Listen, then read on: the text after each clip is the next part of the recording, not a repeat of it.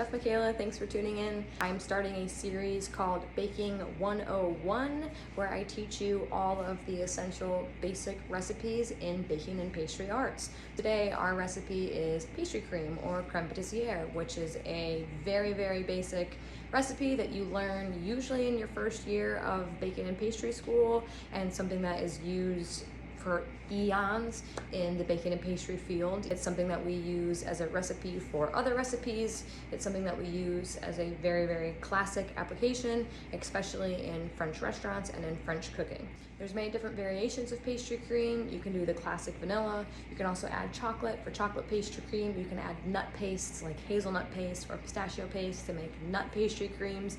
You can also caramelize the sugar in the beginning of the recipe and make caramel pastry creams. The opportunities really are endless. Pastry cream is a relatively simple recipe. 6 ingredients: milk, sugar, vanilla bean or vanilla extract, whichever you have, cornstarch, egg yolks, and butter. Each ingredient has its own specific purpose in the recipe. The thickening agents in this recipe are the cornstarch and the egg yolks. Egg yolks not only contribute color, but they also are what help to coagulate the pastry cream. Butter at the end gives a nice silky texture. The most important thing before starting any recipe is to review it completely, make sure you have all the ingredients and the equipment that you need, and then your mise en place. Mise en place means everything in its place. What that essentially means is to scale out each ingredient on its own, make sure that all the weights and quantities are exactly as needed before you begin making your recipe. You'll need a scale, a large pot, a whisk, a fine mesh sieve, emphasis on fine mesh, 2 bowls, a large one and a medium one. In a large pot, make sure you tare your scale to 0 and scale 17.6 ounces of whole milk. After tearing your scale, get ready to scale the sugar. We need 145 grams of sugar for this recipe, and you can scale that directly into the milk. Next, we'll add our vanilla extract. If you have vanilla beans, that's great. If you don't, vanilla extract will suffice. In a medium-sized bowl, we're going to scale our cornstarch and egg yolks. To scale 40 grams of cornstarch.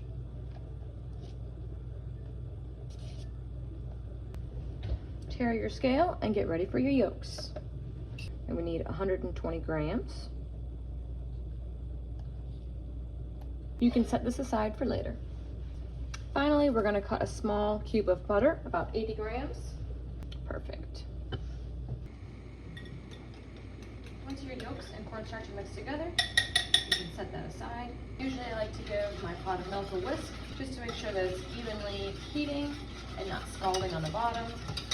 While this is coming to a boil, make sure that you have your large bowl and your fine mesh strainer as well. Once this starts to thicken, it's a pretty quick process. So you want to make sure that you have all your mise en place ready to go and set aside. I also have my cubes of butter here as well, ready to add once the egg yolks are tempered in.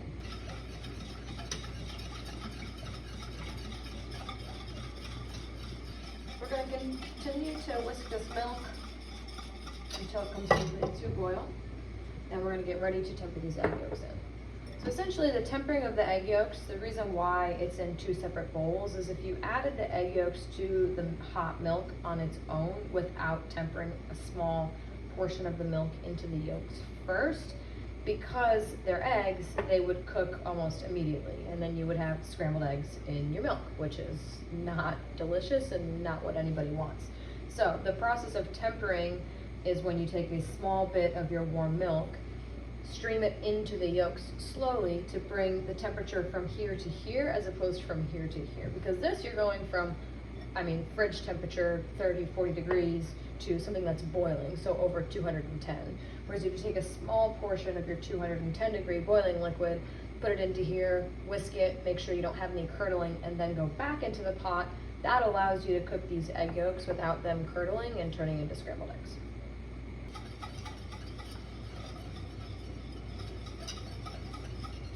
Looks like our milk is just about ready. I'll give these guys one more mix really quick before we start going through the process. Once this process starts, it goes really, really fast. The tip that I give anybody that I teach how to make pastry cream. When you're thickening back in the pot for the second boil, you'll start to feel it thicken in your wrists. You'll begin to kind of feel the resistance from the thickening of the pastry cream in your wrist.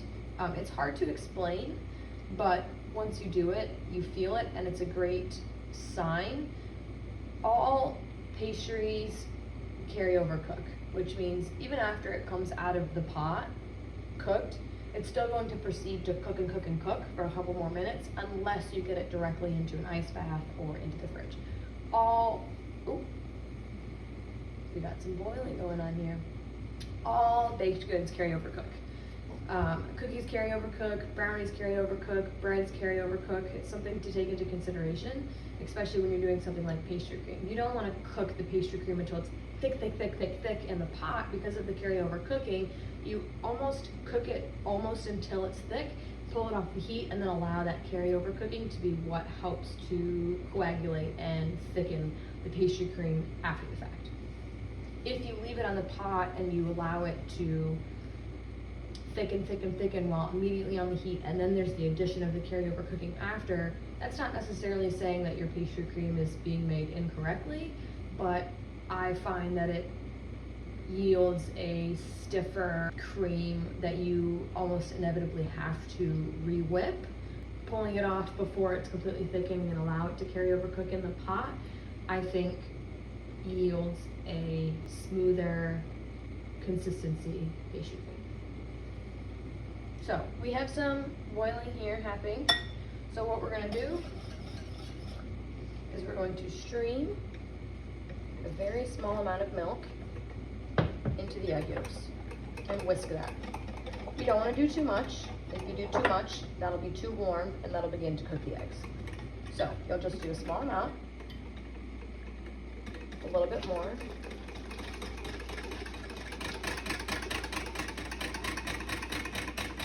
Whisking the entire time. Don't stop whisking at all. Make sure you get up on those sides of the bowls too to get all that extra kind of dried out egg yolk incorporated with the milk. If you don't feel comfortable doing one hand and one hand, you can use a ladle and ladle the milk into the yolk mixture. This remains on the heat to continue to bring that heat up. Now, this is what tempering is. This is where we're taking something that's now closer to temperature range. So let's do this actually. Let's put a thermometer in her. This obviously is about 210 degrees, which is boiling. Now that we've added some of that milk, now the egg yolk mixture is about 125 degrees, which is closer in temperature to the 210 as opposed to trying to put those cold 40-degree egg yolks into the boiling milk. That's what causes the curdling. So now we take this somewhat warm mixture and we temper it back into the pot. So slowly, whisking the entire time because this pot is over direct heat. You're gonna put those yolks back into the pot.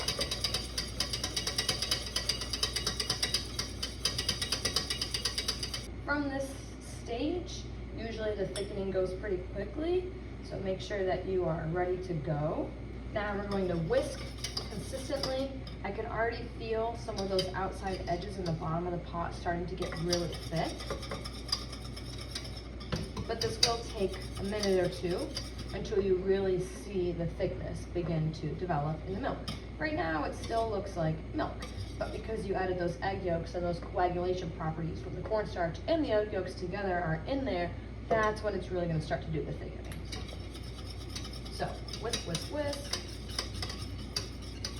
Whisk, whisk, whisk. Yeah, so I can already feel, it's still pretty liquidy, but I can already feel that we're getting somewhere.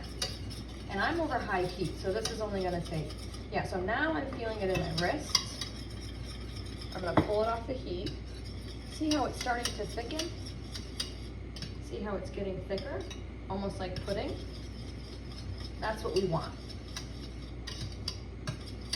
I'm gonna put it back on the heat for about 10 seconds, just to completely thicken it up.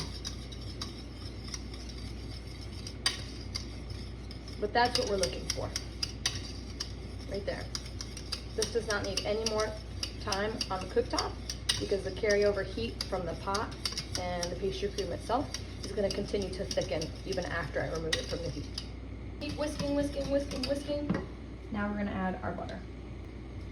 I prefer to add my butter before straining because sometimes if the pastry cream has cooled a little bit too much, there will be the tendency to have some clumps in there.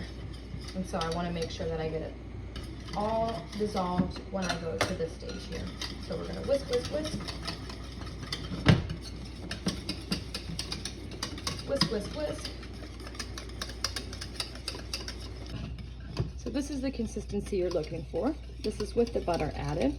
Very thick, very creamy, no lumps. If you're really lumpy or you see lumps of eggs in there, that means you've either tempered incorrectly or you've overcooked. Just make sure we whisk, whisk, whisk until all that butter is dissolved and melted in there. And then we're going to strain. So now we strain. Fine mesh strainer, emphasis on fine mesh. If you have a colander or like a pasta strainer, those holes are just a little bit too big and won't catch any of those eggs. If you cook your pastry cream correctly, ideally you wouldn't have to strain, but we always strain anything with cooked eggs, anything on glazes, ice cream bases, any type of pastry cream, creme brulees, because we want to take out any of those potential egg yolk coagulations or curdles in the fine mesh strainer process. So this pastry cream is beautiful. I don't mean to brag, but she is gorgeous. And see how the bottom of the pot, there's no burns, there's no lumpiness. It's all really, really soft. And a good pastry cream will almost go right through on its own.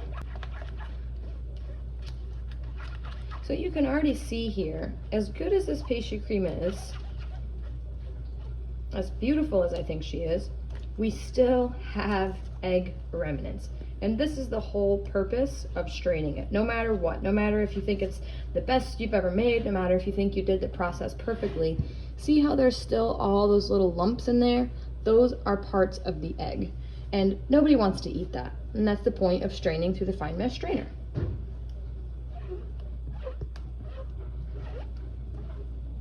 Now that our pastry cream has been strained, we always want to put a layer of plastic wrap over the top, directly over the top. And that might seem weird just because the product is still hot, but if you don't put a layer of plastic wrap directly over the pastry cream as it cools, it'll create something like a film. So we put this over the top, press it onto the pastry cream itself.